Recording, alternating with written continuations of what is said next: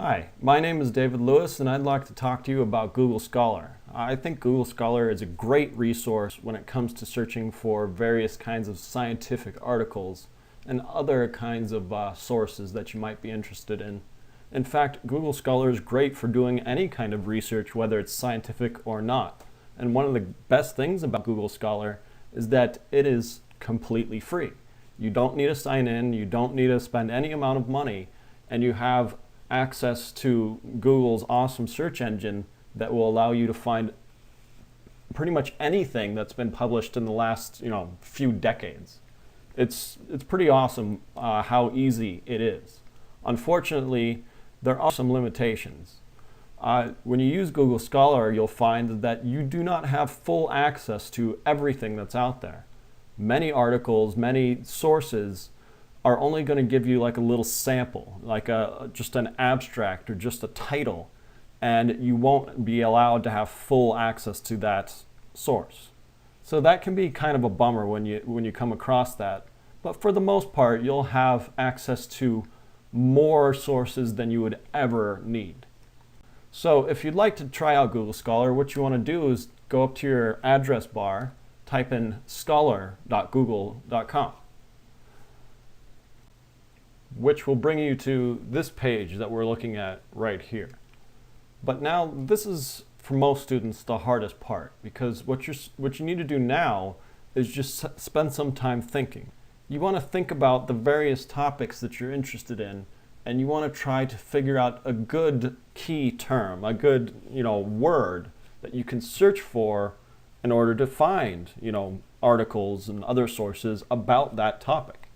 So what is it you're interested in? If you're interested in, depression, for example, like mood disorders, then you would want to type that in the box you see right up here in this search box. So for the sake of this demonstration, let's just go ahead and type in the word depression. So now what we want to do is click on the search button, and Google will do a super fast search and find all of the most relevant sources on the topic of depression. So just go ahead and click that search button right there. Okay, so here are my results. And if you've never used Google Scholar before, this can look a little chaotic. Like there's tons of tiny little things you can click on, but all you should worry about initially is just the titles of each of these sources. And that's the big blue titles that you see right there. So now you just want to kind of scroll through all of your results and see if you can find something that piques your interest. Here's one that looks kind of interesting. Let's just go ahead and click on this one right here and see what we can get. All right, so by clicking on that link, it brought us to the article's main page. So you can see this article is published in the American Journal of Psychiatry. And you can see the authors, you can see the volume number, the date of publication, and all that important stuff. If you scroll down a little bit,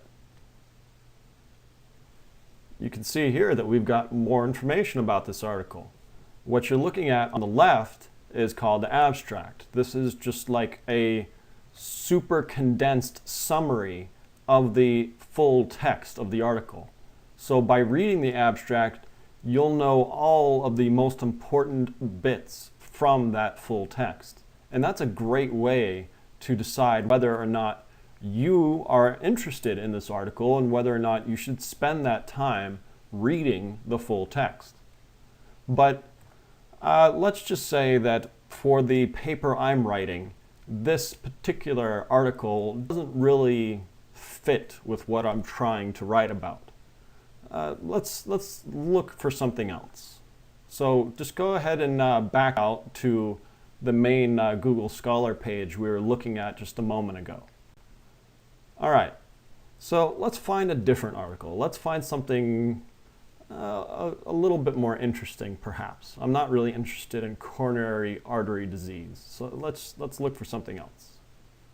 So if you scroll down a little bit, you'll find plenty more articles, and this is just a few. There are pages and pages and pages of various articles, but we won't go into all of that right now. Let's just look at a few examples.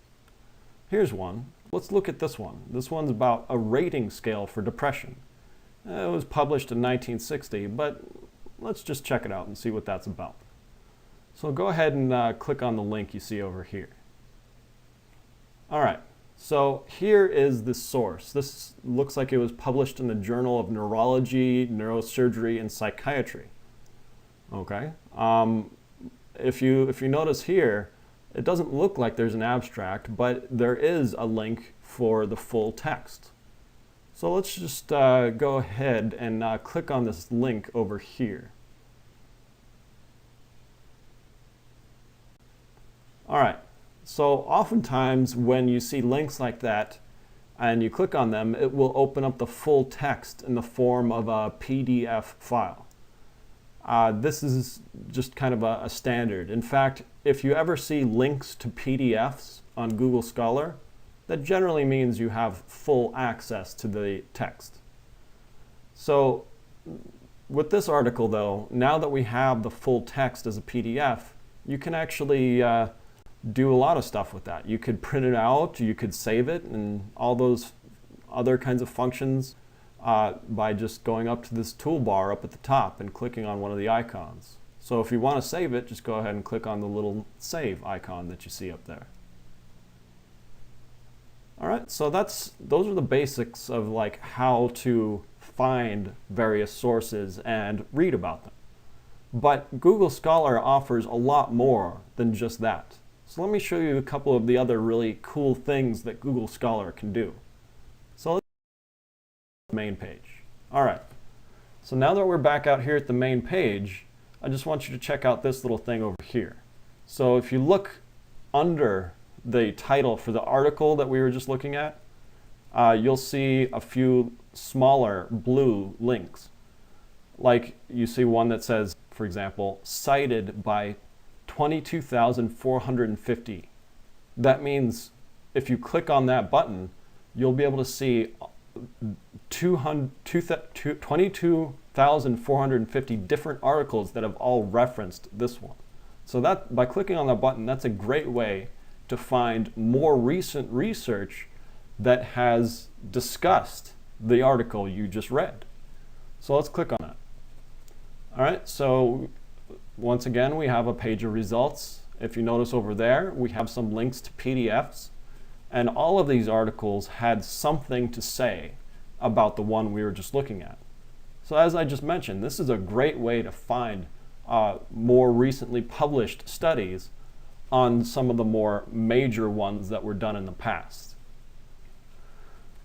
Let me show you another cool thing you can do. So now that we're back here at the main page, let's look at related articles. That's the button you see right next to it. So if you click on this button, it will take you to another search page. But now what you're looking at is what Google deems to be related. So these are all the sources that are, for whatever reason, considered to be related to the one you were looking at. If you look at these sources, it seems pretty clear why Google Scholar believes they're related.